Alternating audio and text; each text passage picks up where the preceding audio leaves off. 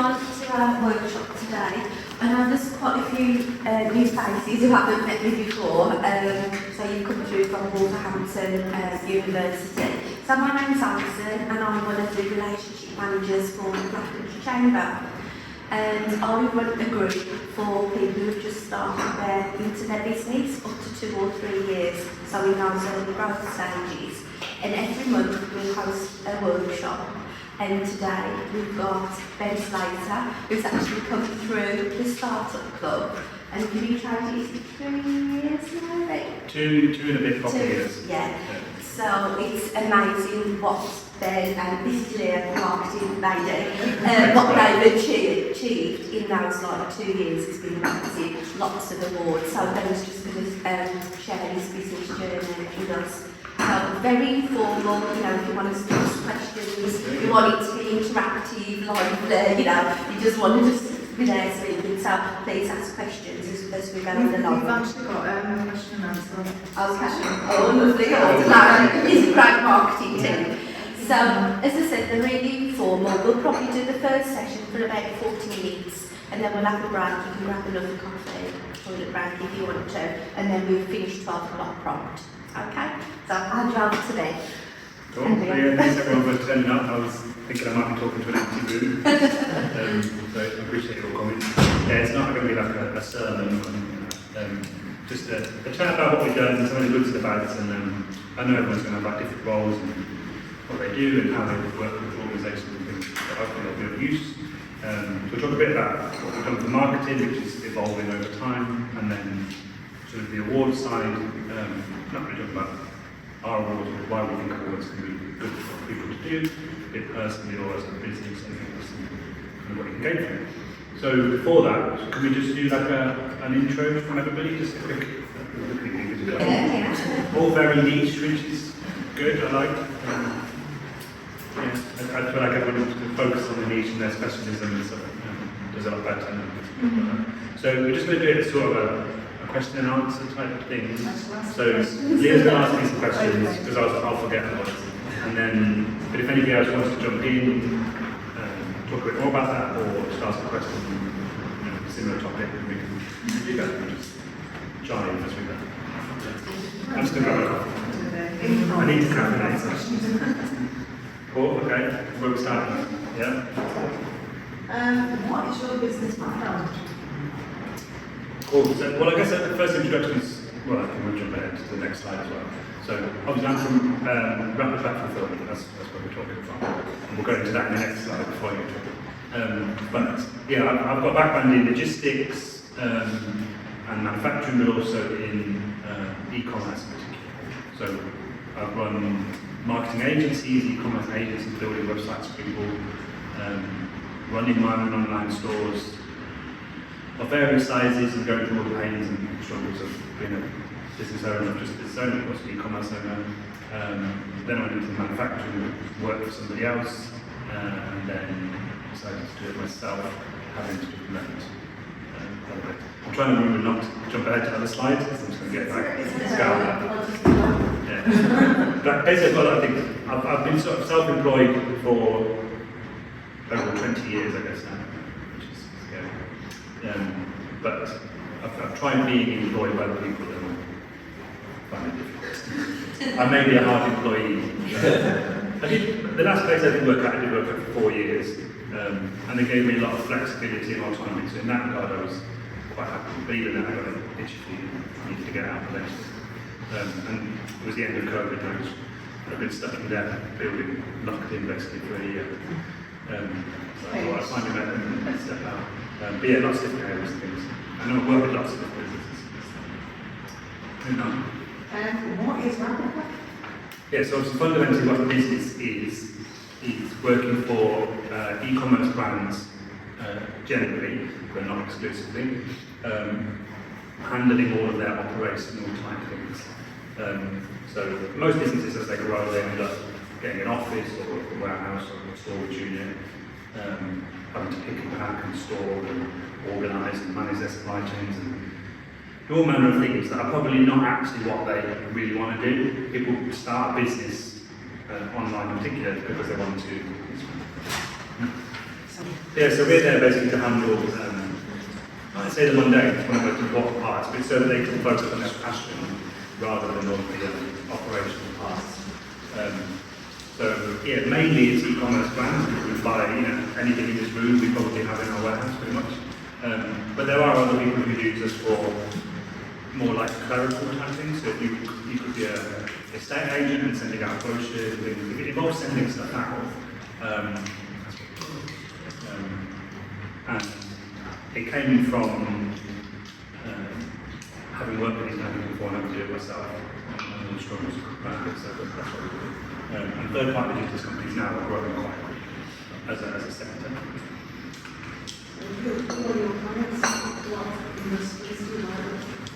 Yes, so lots of different industries. So it's mainly e-commerce, but it's things fashion, beauty, cosmetics, furniture, from new flat furniture to vintage furniture bought in from France. We have water bottles, supplements, glasses, homeware, whatever. I always say I do all my Christmas shopping in the warehouse now, because no kids. And we've got some really good brands, and they're generally small businesses, so 1 to 3, 4 people in particular. So it's really great to help them go to the next step rather than them spending all their time packing and doing stuff. I mean, we enjoy it. We love packing, but most of it. Well, videos or how much you love packing. I do that. Where did the initial idea for Rapid Pack come from? So when I was doing e-commerce quite a while back, so I did it 10, 13 years ago now when I first started doing that, I had to, some of the business grew quite quickly. We ended up going through lots of different storage units and buildings, and having to develop a team to get staff, just a pain in the bum, to be honest. And I always thought at the time there'd be a better way. And back then there wasn't really many companies out there that did that kind of thing. They were all very old school sort of transport warehouses, and they don't deal with small businesses. And that's improved now, but still most fulfillment centres do not work with small brands. They say that you have to have 500 orders a month or 5,000 orders, it's not interesting. So I've come about that in a different way. But we started in Erdington in a cold and dark warehouse in 2021, and then we moved to our newer warehouse in Poultry in 2022, so about a year and a half-ish nearly. And my wife just moved the floor. It was very dirty. Not dirty when we had our stock in it, but dirty when we got it. It was used for storing tyres before. How did you go about landing your first clients? Yeah, so in terms of marketing and getting off the ground, ultimately I had to convince people to give me their most important part of their business, which is, they've gone and made a sale, and now they've got to deliver it to the customer. And obviously if we screw that up, they don't go out of business. But trying to convince potential clients to trust in me was a bit tricky. And ultimately when I got my first account, I didn't have a warehouse. So there was an element of sort of smoke and mirrors about trying to convince them and lead them into it, knowing that we could do it. And we still do that today, to be honest, as we scale. But yeah, ultimately the first way was I looked for publications of like a directory of businesses that are in my niche, my sector. It's quite easy with e-commerce, but you can usually find similar lists of people online. But not necessarily just going and buying data off someone, because it's usually a bit rubbish. You can usually find better ways of doing it, or you can sort of Google people's websites and search for certain keywords or key phrases on their website and then compile your own list. So that was ultimately what we did. And then just sent out an email campaign to all those people, cold email, a sort of drip campaign to ultimately put spam to those people. But you do need to do something to give yourself a kickstart. And we didn't spam them forever, it was just a one-off thing. So we sent it off to about 8,000 people, and 5 or 6 time decided to go ahead. And I still remember my first client arriving with her stock, and I was bricking it because my warehouse literally looked like that previous picture where there was nothing in it, no shelves, no nothing. That's what it looked like. So she turned up like here and was like, oh, is there no shelves? And I was like, right, they'll be here tomorrow. And then I had to quickly buy some shelves because I wasn't sure how long it would take. And she's still with us now. In fact, I think all of the customers we got right at the beginning are still with us, which is really nice. And again, they're all small businesses, and it's just nice to be part of that journey. He sent 8,000 emails out. Hopefully that wasn't to go down. No. But how long was it taking from his first email going out to like the 8,000? That was a bit of a roller coaster ride. From no one responded to anything because it working. Yeah. How was that? Yeah. Well, I still could have done better at warming up email addresses, which I probably didn't do back then. So there was an element of the deliverability of how they went through probably decreased over time. But yeah, there was probably a good few months. I was still working at my last employer in I think sort of February time. I decided I was going to do it. April, my birthday, I went and signed the lease on that building. But I didn't then leave the company until June. So I was sending out a lot of emails in that time, hoping that miraculously they'd all have loads of clients on day one when I switched over.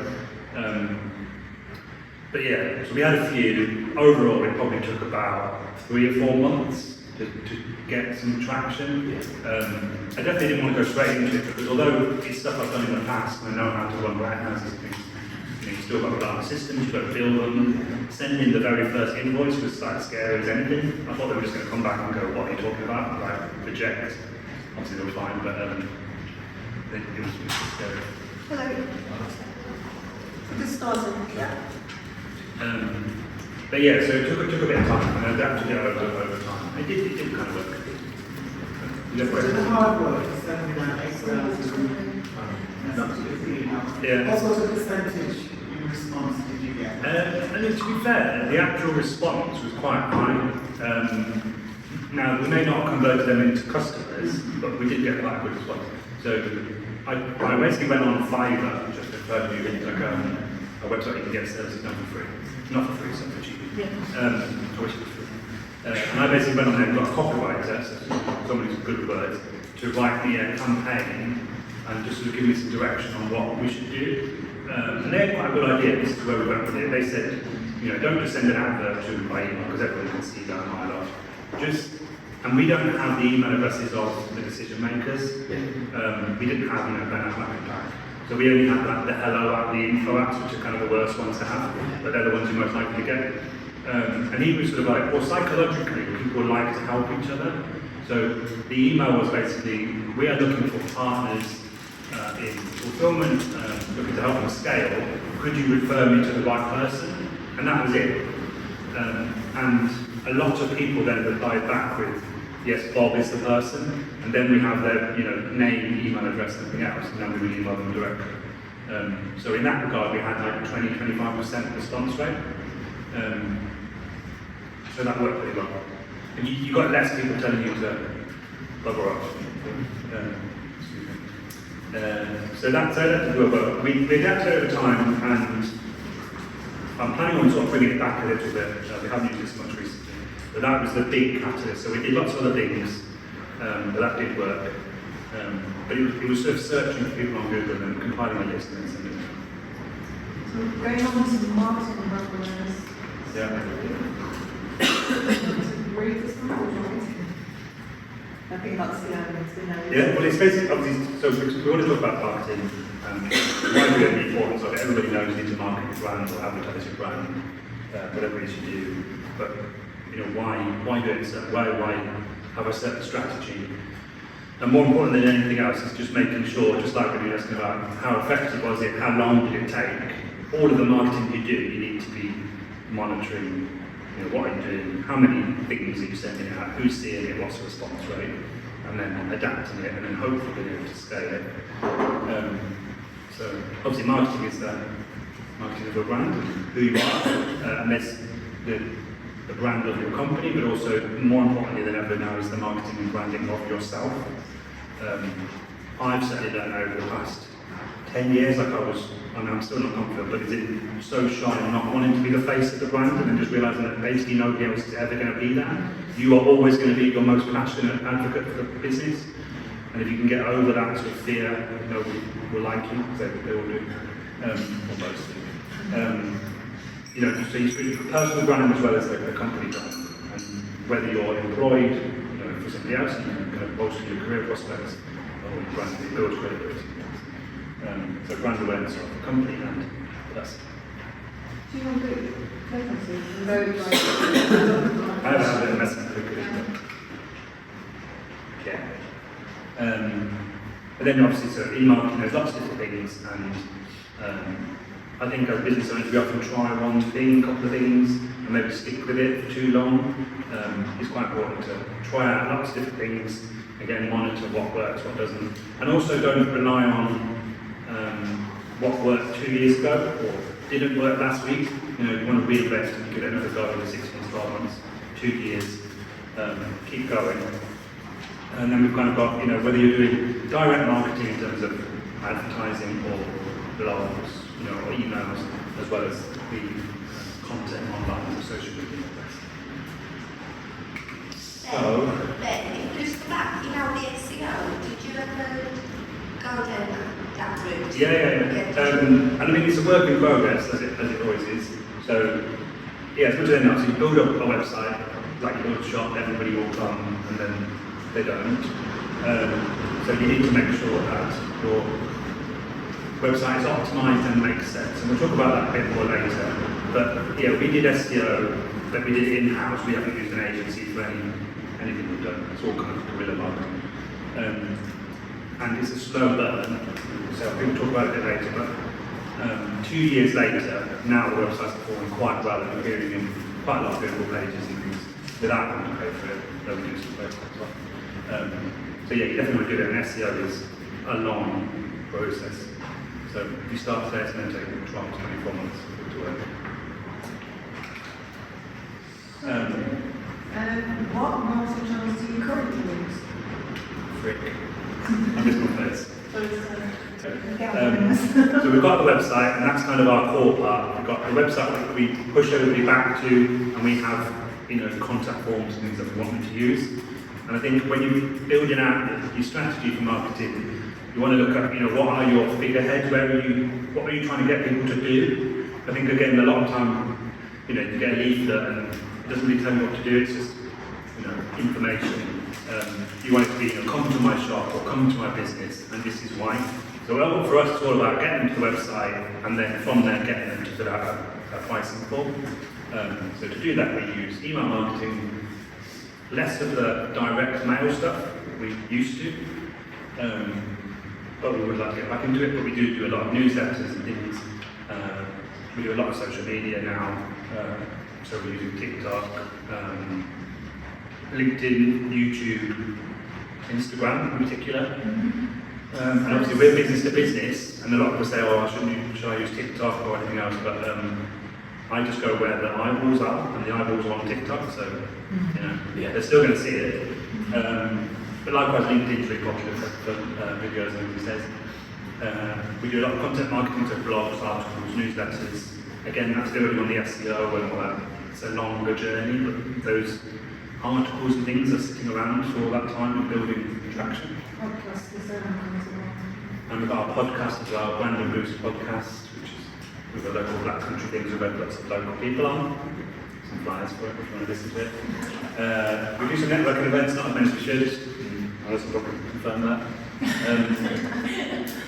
But we do one or two, and then we do some workshops, and then also we work with partnerships, so sort of aligned businesses or other professionals who you can refer business to, they refer business back to. Which again works quite well and evolves over time. Quite effective. Importance of marketing, so what's happening? Yeah, again, I like the tumbleweed. If you don't do it, or you stop doing it, the results will stop, ultimately. And again, I mean, we've done it loads of times, especially at the beginning. When I got those first few clients, as an example, you know, I got the 5 to 10, and then I turned off the email campaign, which was probably a mistake, because then you lose kind of all the traction and all the things.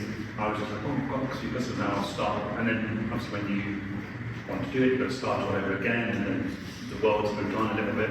So it's just trying to keep things rolling, and keep doing 2 blog posts a month and 2 social media posts a week. And just trying to keep to a bit of a rhythm. And then also that those platforms understand what you're doing and kind of respond a little bit more favourably.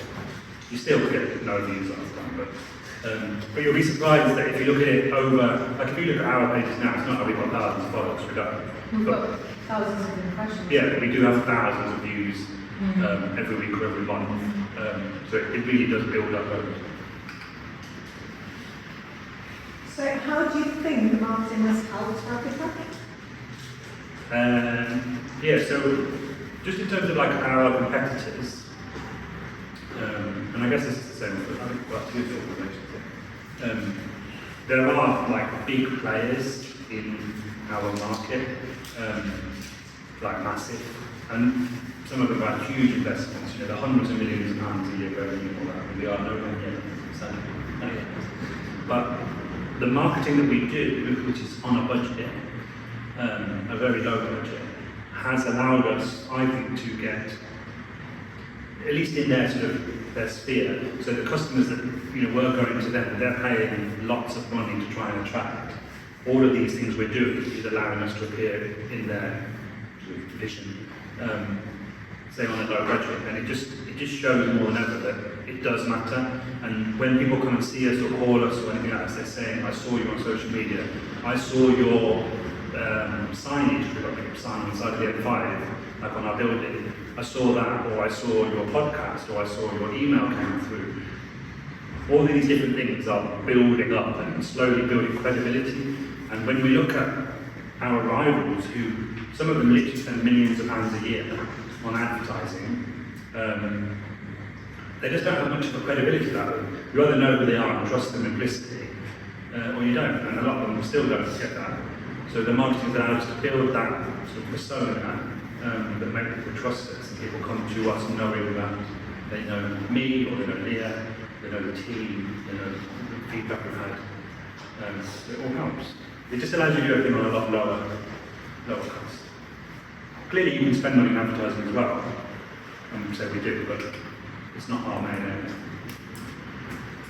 Social media? Yeah, how important is social media for SMEs? It is obviously massively important. I've been on a massive roller coaster of how important is social media over the last 15, 20 years. I mean, like me personally, I've got like 5 friends on Facebook, but that's the way I like it. But yeah, I mean, if you jumped on TikTok 2 years ago, just before the pandemic, you may have suddenly gone from 0 to 2 million followers just because it was a big platform. Most people aren't going to have that, and it's the same with all the other things. But it does clearly build up over time.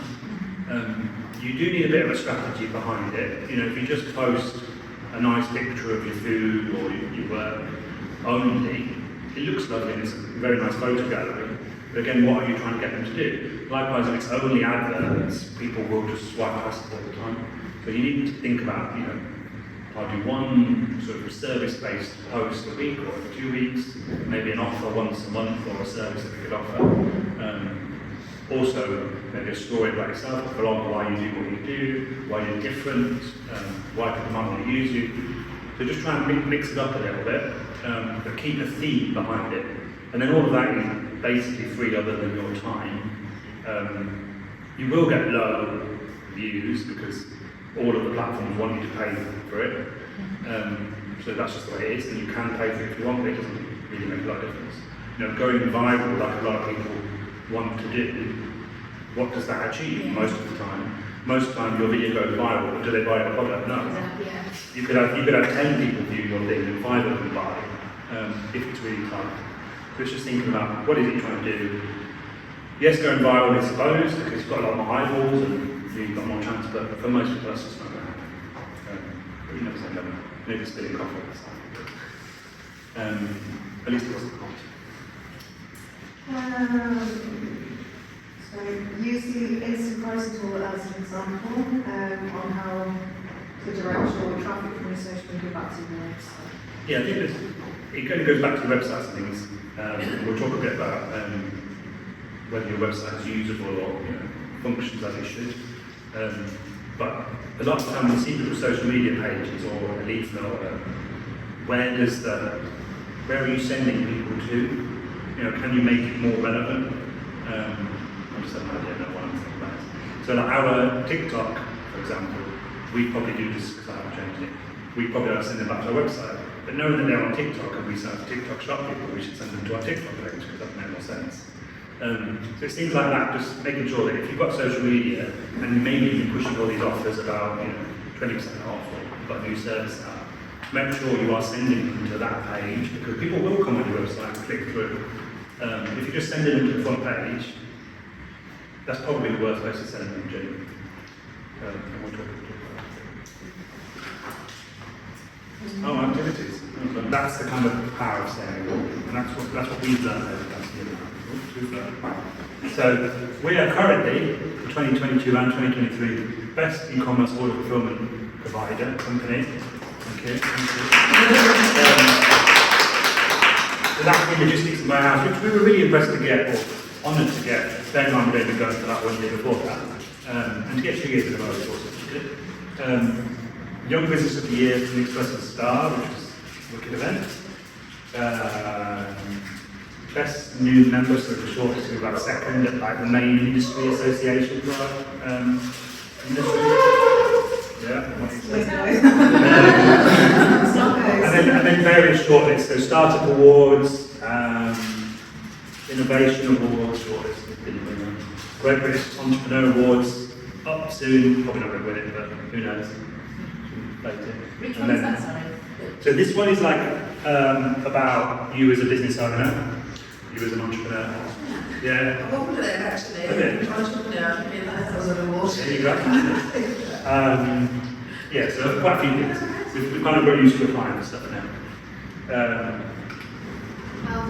So,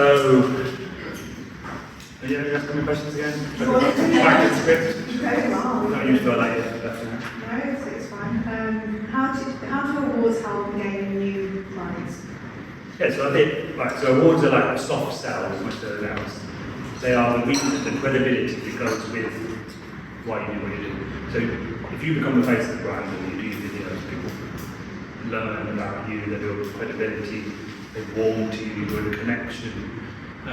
You know, I'm more likely to buy off all of you people because I've met you all today.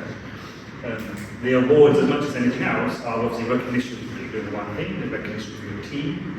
They help you improve as a business. When you start buying them, you can't see what they're looking for. But they're really good for getting new customers because people just like buying off that kind of stuff and kind of draw into a award. Yeah. Everybody wants to win a competition. And as buyers, we are drawn to that. So awards are a great thing to do. And we're not doing this every year, never applied for any of the awards. Maybe we'd won, maybe we wouldn't. But Quinn's over, and I felt like that part was missing. We didn't get that recognition. So we wanted to change it this time.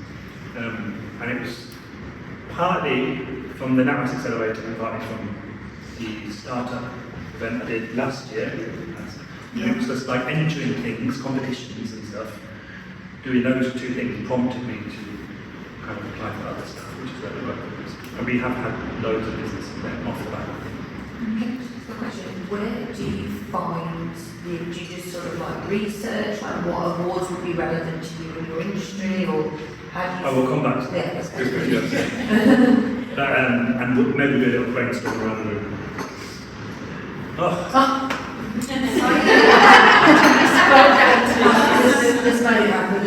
So, yeah, lots of different ways. So, universities, great. Either you're part of the university, you go to the university, you go to their events. There's a lot of university events, either student ones, business ones, ecosphere ones. You've obviously got like the local chamber, especially all of you know, applying for local awards for this chamber, is it here? There are the council type awards. So you get community ones as well as business ones, run by the council. You will have city ones, town ones, region ones, industry ones, people-centric ones, you know, about you as an entrepreneur, you as a community leader. There's an award for just about everything. I would have thought that at any one time, every business you ever own could probably apply for 10 or 20. Like, there's just loads. And they got to the point where we stopped applying because you realise there was actually too many. You do want to focus on like the ones you really want to win. But yeah, fundamentally, the easy way to find it is obviously ask people like in the chamber. I'm sure Alison can refer to a few awards, but ultimately just search. So if you were doing, let's say virtual assistant, so virtual assistant award, I'm sure if you type that, you're going to find 10 different things. Some of them are better than others. You know, look for the one because the industry. Then maybe think outside the box and think, well, what kind of people do you work for?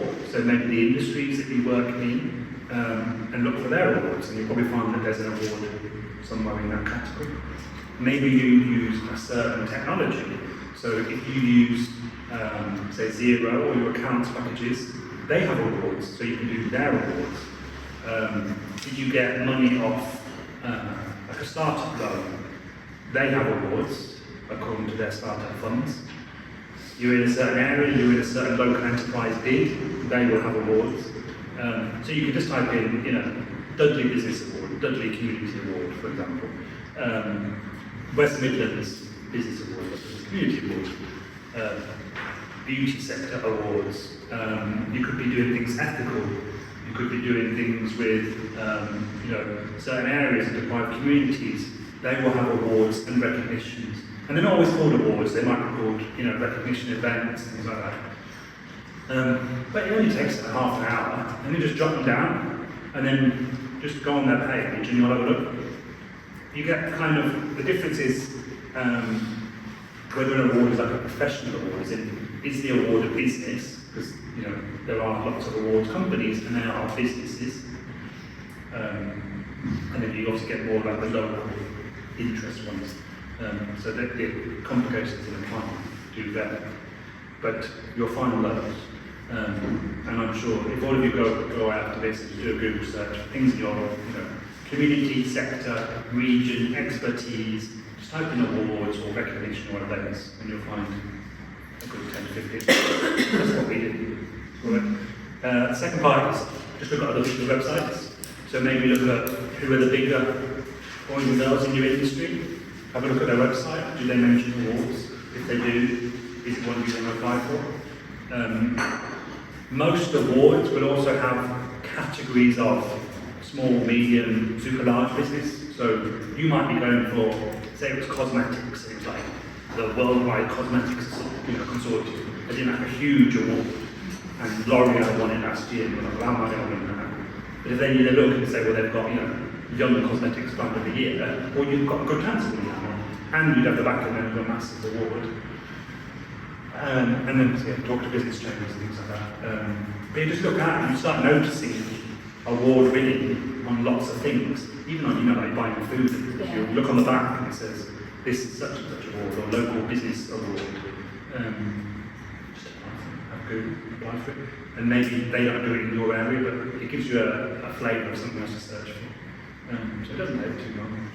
It evolves over time and you start seeing awards. You will see that some of the awards are, say, businesses. So, like the Startup Awards, the Entrepreneur Awards, they are the same business. They just do different events.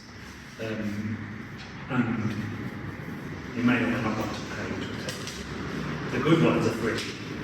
The really good ones. But even the free ones will often offer, you know, you've got to pay for a table if you want to attend. You don't need to go to any of the events. Like if you do one, you don't need to go to the event to win. You just got to bear in mind that they are often businesses or money-making things. Even, I assume, like the Black Country one, like it obviously costs money to run those events. Yeah. And that's why they then look for, you know, you to pay towards a table or food or drink or whatever.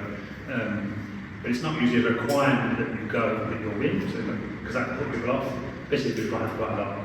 Because they can be expensive. We've won ones that we haven't been to. We've paid for a whole table, we've not won. And we've paid for another one that we did win. And we just had the free tickets of other ones. It's a nice way of having a night out, and I've used it as opportunities to take different people out to different events. You know, using it within the company. But just make you feel good, you know, when you've got a team, it's really nice to be able to do that. Recognition. So I actually write an award submission, but obviously every award is usually slightly different. The more businessy ones will generally use a few platforms. I can't remember what they're called, but you'll see that they look pretty similar. So when you start applying, you'll be like, you'll say something like, I don't know, GB Awards, awards platforms, you'll realise that they're basically the same. Most of them will allow you to save and continue while you're doing it because they can be really long. They're not as scary as they look. I would have said that the year before, I looked at quite a few of them, opened them, was like, I can't be bothered. But if you do it over a few days, it's quite good. And the tip is to sort of keep a note of what you're applying for, was in like what you've said, put it in a Word document, because that will generally just be copy and pasted to something else. You're not going to adapt to it, but you haven't got to rewrite it every time they do it. They'll just ask the same thing in a different way. ChatGPT just to do with this. Well, you can, yes, application. You can do that as well. Try not to use ChatGPT Yeah. because it's your voice that you. Yeah, I think it's got a, you can ask it to kind of zhuzh it up a little bit. Yeah. But I have seen, because I have somebody else who's worked with their awards, and you can tell that ChatGPT has had a play in quite a few of those awards. And it's like, instead of just having a concise answer, it's now an essay. Yeah. The tip that we're sort of talking about here is like not being too wordy. Yeah, be transparent. Maybe ask other people, like friends, family, colleagues, customers, why do you like us? Why do you buy from us? Because we as business owners, again, are very conservative and sort of, we don't realise what we do a lot of the time. But you'll find the people you've helped will say, you really helped me because this, or I was in a terrible place, or you've helped me turn my business around, whatever it might be. That is perfect stuff to put in an awards thing. All a judge wants to see is, just a bit of life, a bit of character, flavour for who your business is. Not just we are the favourite cafe in Dudley, or the top assistant in the West Midlands, because this is hard to prove, hard to quantify, and also most people won't be sector experts. So trying to get that personal thing across. Thinking like the including challenges, how they overcome. Have you struggled either in the past, and this is why you're doing it now? Customers you've had to really fight to get. Training you've done or training you've given to other people. The hurdles that you've faced. People have had. I've seen one where their business has suddenly been flooded, and then they've had to come back and rebuild it. And that's that kind of stuff we want to talk about. Because they then also use that in marketing for their awards and kind of stories sell. I can't remember if it's on this one or this one. So the main thing is just trying to put numbers in to quantify things as well. So like we said with the ChatGPT things, you can end up with an essay which all look very similar. We're all really good at this and we love working with people. They should look very similar. So it's trying to say that we have grown 400% year on year. We have our customers or our service users or our listeners have gone from 50 to 500 or whatever over a period of 12 months. And obviously you can skew the numbers whichever way sounds better. But it's giving them a flavour that you have grown, or we have employed 2 people, we now have 7, and we have 3 more in the pipeline. We plan to grow from £5,000 a year turnover to 25 to 75. Just adding those numbers in, not like loads, but just a flavour of how you've grown, where you want to get to, that gives them something to latch on to. They will often ask what your numbers are separately, but they don't seem to make the same impact when you just tell them why it's important. So, main reason why you should apply, because it doesn't really matter if you work on a award, but you still shortlisted or you still get put on their marketing bump that goes out. We've obviously won less than we've won, but we still put them on, not that advert, should have done that, but we put it on things. It just builds credibility again around who you are. They just can't keep adding and adding and adding, but it's worth doing because if you're shortlisted, you're still on their list, you're still getting LinkedIn messages because they usually push it out on there, or Twitter, or anything else. So it's still well worth doing, and also once you've been shortlisted a couple of times and not won, you kind of realise where you're going wrong, and you can ask them as well, or you'll see that there's a business that's probably a year or so ahead of you, and that's why they probably won it. It just wasn't your time, so it helps you not be disheartened rather than you're never going to win. We didn't win the Warehousing Association, you know, the top association. We actually entered another category, and we got back to us saying we weren't successful in that category, Yeah. but they And then entered moved to another one. into another one. And then we weren't successful again. Wow. But at least they got 3 near that then. But that was fine, and I never thought we would win anyway because this was like the big boys. But now I kind of know, well, for starting to do attended the event because I went, and I thought, well, half of them didn't even show up, so it doesn't look as good. But I know now where we can improve in the future, and I saw what, also when they announce an award, if you do go, they will usually give, you know, we chose this person because of their, you know, passion for working with apprentices, or their massive growth, or their dedication to the environment. You realise what it is that they're saying, and then you just stick that in your award. Like, assuming it's the shit. I think on the children's ones, they do, just using say there was 12 applicants, and then they get like 5 finalists, so the 5 finalists could have the logo to say that for this year's finalists. Yeah. And then I think they do the highly recommended one as well. Yeah. So, It's well worth it. Yeah. And say, this is just as much about marketing, but the satisfaction that you feel as a business owner, like, it is really good. And yeah, making sure that you speak to them and ask, you know, if you're nominated or shortlisted or win, what will they do social media? Now, the smaller ones may not do much, you know, but it's still good. They've got a link on the website where they just say these are our awards. You know, some of the ones when we went to with the Express and Star, that was great, because we got in the paper, and that was like a second image was me and Max accepting an award. That was nice, in the local paper. And even for like my stuff with like Raj, that was amazing, because he rushed out to the shop to buy the newspaper so he could give it to his mum. You know, and that's kind of priceless. But also, a lot of them will do editorials on you if it's a bigger one. But you kind of just got to ask. If you win, they'll probably do it anyway. But you can get a lot of extra links through, it improves your SEO, it improves your credibility. It's good stuff to talk about. Yeah, the other thing I've noticed with awards is you start to realise what their categories are, and it kind of makes you maybe shape your business slightly. So you start to look at, there's ways you can maybe win an award next time, but you can see, especially if you follow why someone won, where you can make improvements in your own business. So you'll often find in every sector that have commitment to environmental issues and, you know, growing the business at the same time, or clever use of technology to do this and that, clever use of innovation, why you use apprentices, how they've grown from this to this with this, you know, stuff. And you can start to see opportunities in your own business, thinking, okay, well maybe we could use those, you know, kind of technology. Actually, maybe we've developed quite a clever way of working with local people, local partners. Maybe we could dwell on it, we could move forward with that.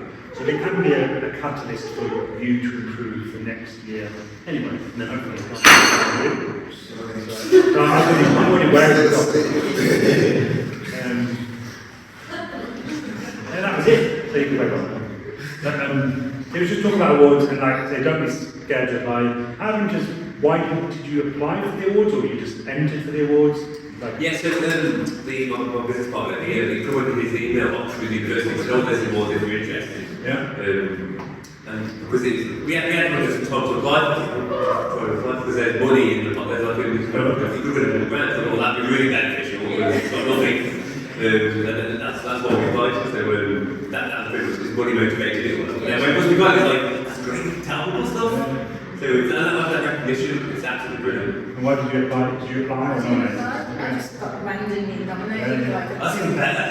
Yeah, that is definitely better. I didn't have a clue, like, they just randomly sent me a text saying, we've decided to award, do it every year, and we nominated you, and I'll take that as spam, but I'm still trying to hack me. There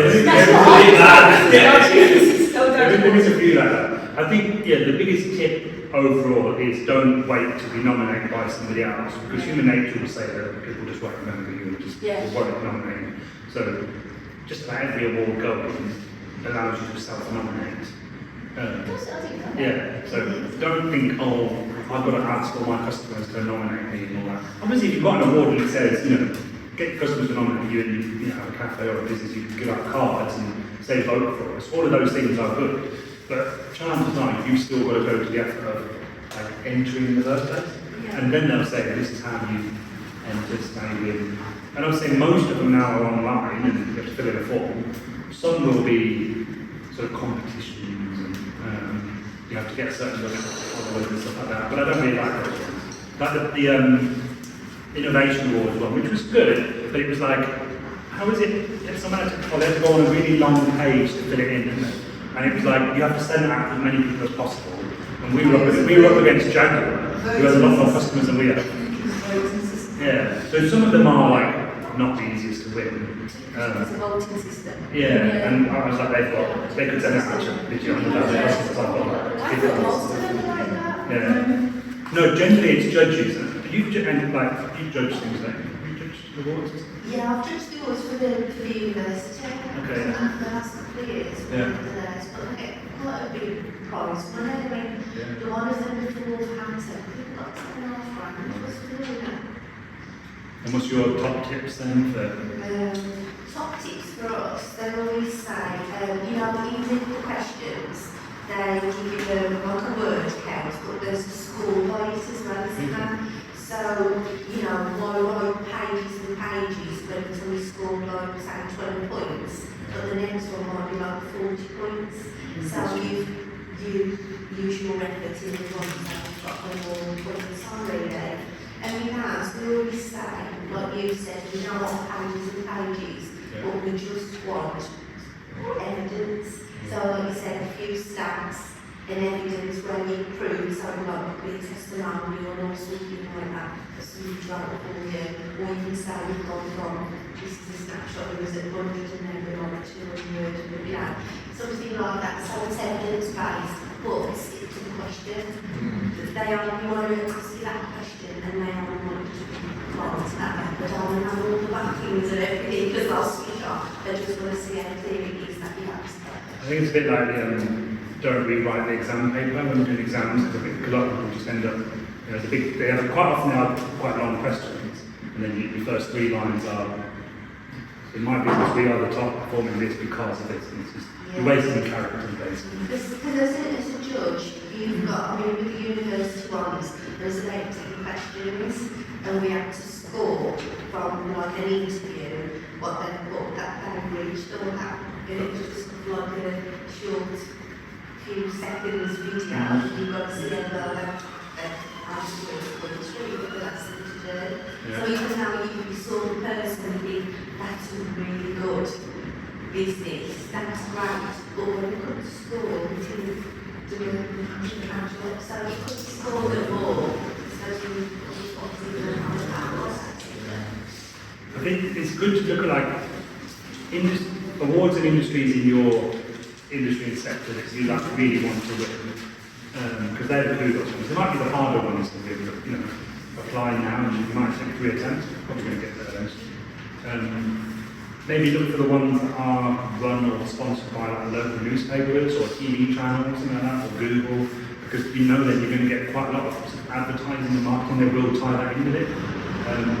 So if you are looking at, you know, which ones apply, say don't apply for just everything, because some of the awards will be really small, or you'll never win them, so you want to be a bit selective. But I think, you know, an industry award, maybe something that's close to your heart, maybe a regional one, and say one that's connected to, you know, a big tech company or a product you use, or yeah, like newspapers and things. So that was good for us. Right. What's the next award you like? I don't really know, because we've kind of stopped. We obviously got have we applied for the chamber now? Yeah, still in the background. Slide for everything. professional services or something. I think If that's there's if there's any of the better ones we should apply for, we'll welcome them. Small businesses. Yeah. No, we've obviously got the entrepreneur one in kind of the end of award season, I guess, so most of them haven't reopened yet. Next year we definitely want to apply for the big industry one again. I don't know if we don't make it, but we probably still want it. Need to take it on board. Yeah, with the chamber events and things would be nice. It still does, I've got a couple Adam's Den that Oh, yeah. it used to do a... It does a small business Sunday, yeah. Some small business hashtag, small business Sunday. And then you've got to write sounding words about your business. Yeah. So you can only have like a Twitter feed. Yeah. And then Theo picked 6 every week. But then he retweeted things about your business. And then there was 2 guys, well, there was a girl actually there. And there was people wondering, oh, the guy from Sponsored Breakfast was like actually on Simon. And they both got picked by him. And then he got a street ceremony with all the winners. And after we winners basically. But people actually, when they're on Theo's page, he's got all the businesses on his website page. Wow. Yes, so it tells you, got the picture with it, with the certificate, and then it tells you all about the business. So, you know. Yeah, I think there's definitely say quite a lot of these smaller awards and businesses, and there's like an entrepreneur Simon Squibb, who's really big on social media these days. He does quite a few of those kind of things, and they're really easy like that. It's literally 10 minutes of your time just tweeting him and doing that. And even then, he says, you know, he won the award for this week. It might be a weekly award, but and it just gives you a prompt to do it. Exactly, You know, and Theo, I think, dislikes it and all that, and it does make a big difference, and especially when you're trying to differentiate yourself from somebody else. You know, you can kind of say multi-award. I go to, you know, I think I can go to restaurants and bakeries and stuff because it's a multi-award restaurant. I suppose as well as the business is growing, you for investors, or you know, going to loans or things like that, it shows just that credibility and that passion. Yeah. A lot of, I'd say, going back to the marketing stuff we do, it's about the credibility. So certainly as we get bigger clients, it will take a lot longer to sort of come around and, you know, they don't make decisions quickly. They do a lot of research, they look on LinkedIn, see what you're doing, they see on Google what you're doing, they might search you on, you know, on Google just in general. And if you come up from the local newspaper, that looks really good. It's just things like that, you know. There's lots of other marketing in terms of getting in the newspapers, just asking them if you want to do a feature on it, but half the time they'll do it anyway. We did do it with Express the Star. We had like the local MP come, that was quite good, he kind of reposted it, so probably out of job soon, but yeah, you just got to apply it. It just adds a bit of credibility. It's really nice for your team. And it's not difficult. As long as you apply, because that's the biggest thing. I'd never apply until someone told me to apply, and then I did. There you go, one of those. Well, yeah, because it got to the point where he did stop because he was taking a bit of time, and it didn't want to apply for everything. Some of them we'd actually, before we'd won, we'd applied for loads because we were just kind of going like, oh, apply for this, apply for that. We did it all in like one week, and then some of them took so long for their like decisions to come through, but actually they were still filtering through even now. So we haven't really applied for much recently because we said we're not doing it just for the sake of it. It was just whatever. But some of the events I've been to, and the other thing I've also done, I entered a competition for the Wolverhampton bid, who do the local business improvement district. So they had a competition to present an award.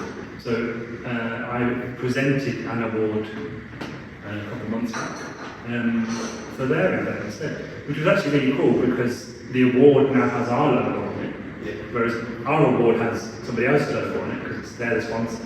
So we ended up being the sponsor of that event for free. We had like advertising all around the building and everything else. So we got more sponsorship and like opportunities from being the judge or the sponsor basically rather than the actual winner. And it was quite nice to be at the event, albeit it was actually more nerve-wracking being the presenter and saying if the winner is this, rather than just walking up there and saying thanks. But again, that got us, we got an Express Star again.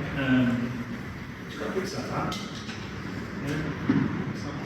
I think don't overthink this question. That's easy to do, isn't that? It's a 3-day look at the same question. Yeah, just don't know that the vast majority of people will not apply. So, not to say that it's easy, but just have to say most people haven't been on. So, nor is anybody else. We get a lot of people, we know the businesses who really need to apply. And I just think, oh, I don't think I'm good enough or I'm too small of a business, you know. Can I just ask a question? So how do the chamber communicate that to the members? Because I don't think I've ever seen anything about any awards. Do you send anything out? Do you? Yeah, there's loads. It's been on the website. On the website. Yeah, it was went live, I think it was June, and you have up until, so it just closed, I think it was 15th of September, so you have there's a long window like to apply, but it's on the newsletter, If you click on, I think the Chamber's page, you can get their notifications, so as soon as they finish, you should get notifications on LinkedIn. yeah, it's been on all the newsletters on the website and stuff. So does anyone think they're going to go and like Google any awards they can apply for? Yeah. You've got to have the confidence to do it and don't let yourself beat yourself up. It's going back to what we talked about being a business owner. Things like that made a big difference to me, especially to the team. And so one of the events we went to where we did it with, we said really nice night out. The whole team was there, and that really helped. We finished work and then everyone was getting ready, like. Yeah, we'll get changed in the house. And then going. It's easy to have like a little, yeah, even if you don't, so really something. And you see some great businesses at the events if you do go. Like this one I paid for, so the other ones I've had for free. Some of them, like the Entrepreneur Award, I haven't said I'm going to because it's in London. I'm going to pay to go. So maybe we'll move it on. But some of the events are, so usually they'll give you a couple of tickets if you want more, but it's got to pay for it. Only just rent to get, food and drink and stuff. Yeah, it's really nice to do, and I hope people apply. Not in my category. That's great. Thanks a lot.